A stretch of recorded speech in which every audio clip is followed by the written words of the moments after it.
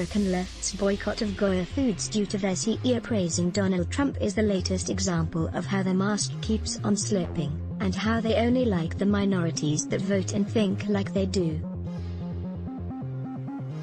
Here in the United States, the American left doesn't think you're good for people of the same skin color as yourself if you don't vote for them.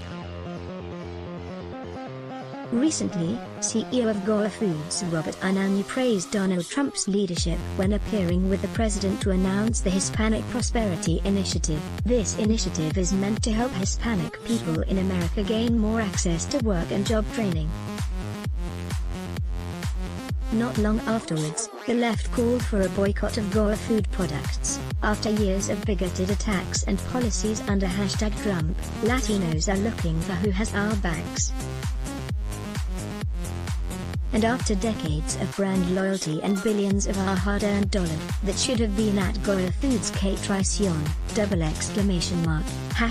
#Goya way #adios Goya, waving, #boycott Goya, Janet Moore Gear, Admer Gear, Unidos July 12, 2020. Then it failed miserably.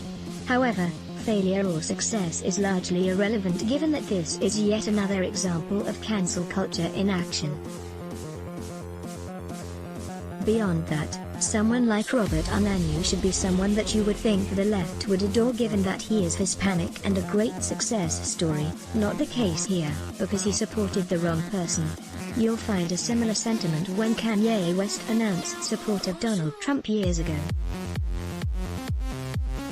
Professional sophist and awful comic book writer Ta-Nehisi Coates slandered West for trying to be white, in one of the most ridiculous articles he ever wrote for The Atlantic. Then there's Joe Biden's snafu of saying that if you don't vote for him you ain't black. Read more. These are examples of the proverbial mask slipping. There has long been a sort of feeling that's promoted by the left that if you are a minority, you must vote Democrat. If you don't, you're an Uncle Tom or something along those lines. If you do dissent, you are unpersoned, like what aging rapper Snoop Dogg did on his Instagram not long ago. Fall in line or be destroyed. This is an odd way of showing you're pro-minority. This sort of purity testing ultimately makes the left look awful. It is thought policing. You must agree with the thoughts of the hive mind, or you will be excised. There's no other way around it. You end up like Emmanuel Goldstein, and people will try and cancel you. It fosters the idea that being distinctive or being an individual is somehow wrong. You can't be non-white and think that maybe a smaller government is a good thing, or that you shouldn't call all cops racist when they aren't. Quite frankly, it falls into the soft bigotry of low expectations. Why the left does this nonsense is because they are scared.